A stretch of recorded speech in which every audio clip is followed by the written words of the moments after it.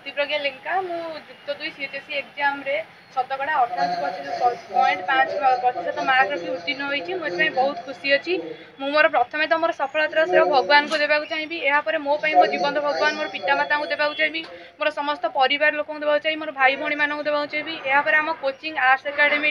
जीतू सार सुजित भाई तन्मय सार और अन्य सब लेक्चरर्स मानक देवाक चाहिए आम एसपीएम कॉलेज लेक्चर मानक देवाक चाहिए मो मत तो सफलता पछरे केवल जनकर हाथ न थाए समस्त आशीर्वाद जो ही सफल हो पारि तेणु मत प्रति मुहूर्त गाइड करुवा इंस्पायर करुवा समस्त गुरुजन मानक भी मो सफलतार श्रेय देवाक चाहिए जो ही ये पहुँची पारि दिन में 10 ରୁ 12 घंटा परिश्रम करे सफलता परिवार लोक समस्ते खुशी होती मत समर्थन कले कंग्राचुलेसन जनइले समस्ते फोन करके भविष्य में गोटे कलेक्टर हाँपी आशा रखी जिला administrative officer Mallick lecturer in political science आज आम ये जो संवर्धना उत्सवटी करूँ तार मुख्य उद्देश्य हूँ जे आमर ये चलित काउंसिल एग्जाम रे आर्ट्स पिला माने भल नंबर रखिकी जिलापाई तथा कॉलेज एसबीएम कॉलेज गौरवान्वित आनी कॉलेज जो टॉप 10 रैंक थिला से 7 जन पिला आमर छात्र छात्री यही अनुष्ठान भल पोजिशन आनी रैंक आनी जिलार तथा कॉलेज रैंक 1 ठार आरंभ करी रैंक 7 पर्यंत पिला आमर अच्छा से उद्देश्य से उत्साहित करने तथा से देखिक अन्य मैंने उत्साहित हे से उद्देश्य आम यही संवर्धना उत्सव करूँ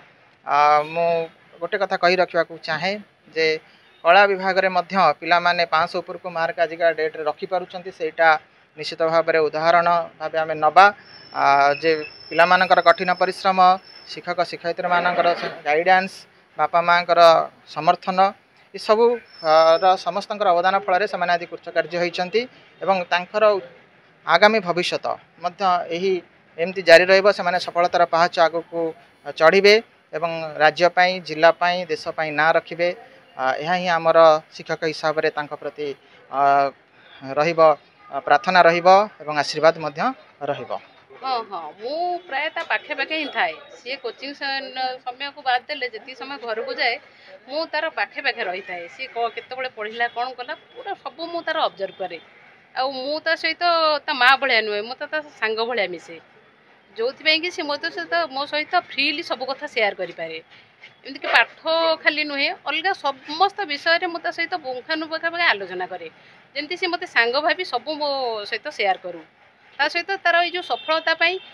मु प्रथमे तो केते कोचिंग सेंटर बुली थी किंतु मते आर्ट्स एकेडमी फास्ट मुझे सुदीप बाबू सहित भेटी थी मते बहुत भल लगी तापर तो मु कांटेक्ट करी आसी एठी झील को कोचिंग देली जीतू सार तन्मय सार तथा समस्त सहयोग समस्त प्रति शुभाशीर्वाद थी सी आज सफलता पाई पारिछि।